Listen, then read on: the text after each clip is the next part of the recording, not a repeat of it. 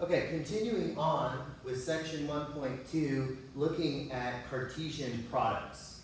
So remember from algebra and calculus, an ordered pair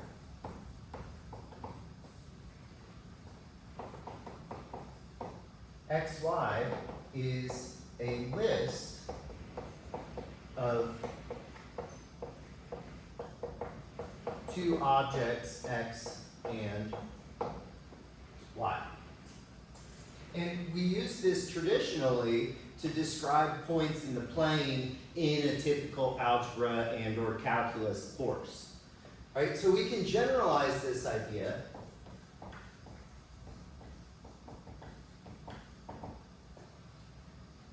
as follows. So given two sets, A and B,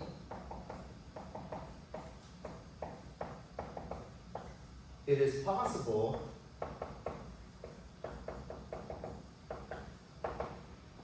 to multiply them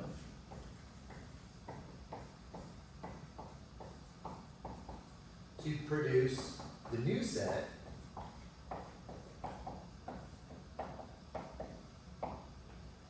and we can kind of think of this as a times b. And this is what we call the Cartesian product.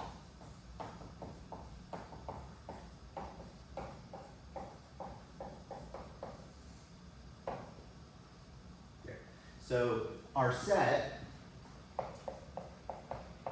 here, the Cartesian product of A and B, sometimes we say A cross B.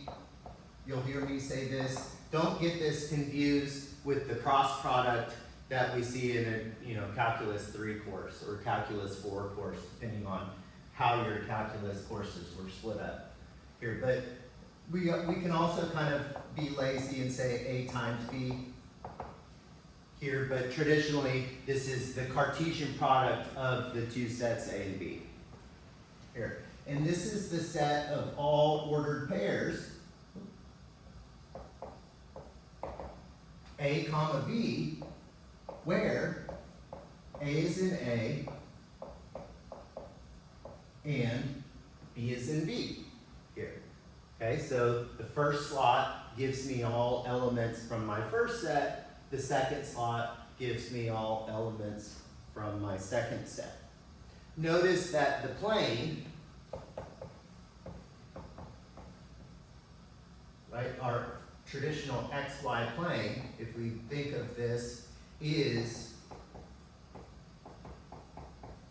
r cross r here. It's the real numbers cross the real numbers because any point can be represented as x comma y, where x is a real number and y is a real number. Here. Okay, so we can build Cartesian products. So say, for example,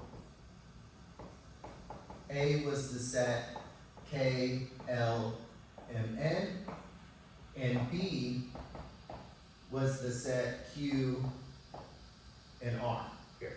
So A is the 3-element set and B is this 2-element set.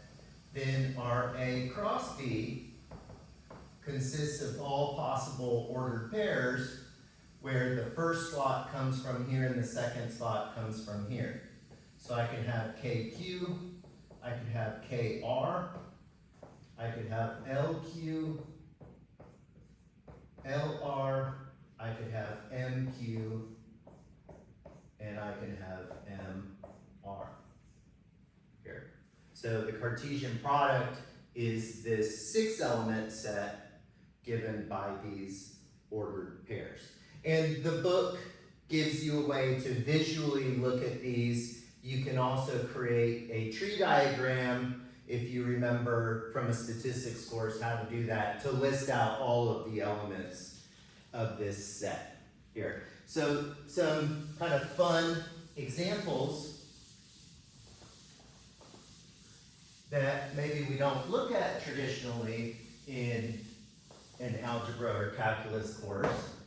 If we know that the plane, the entire plane is r cross r, but what if we wanted to look at R cross N.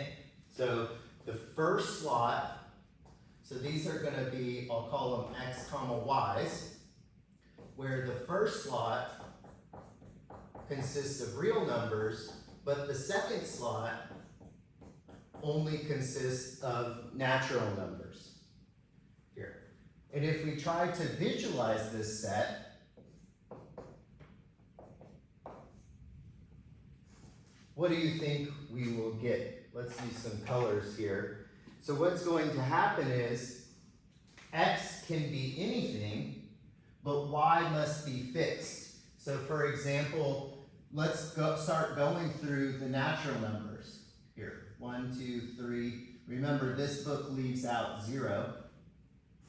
So if I fix Y to be 1, I get a horizontal line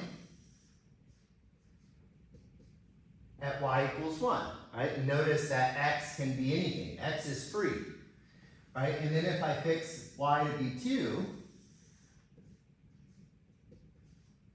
I get another horizontal line. So what happens is I get each horizontal line at every integer. And I can kind of use my ellipses to note that this pattern continues here in the plane. So this is a piece of the plane, but it's not the entire plane, R cross R. Another fun one, so try yourself, what's N cross N?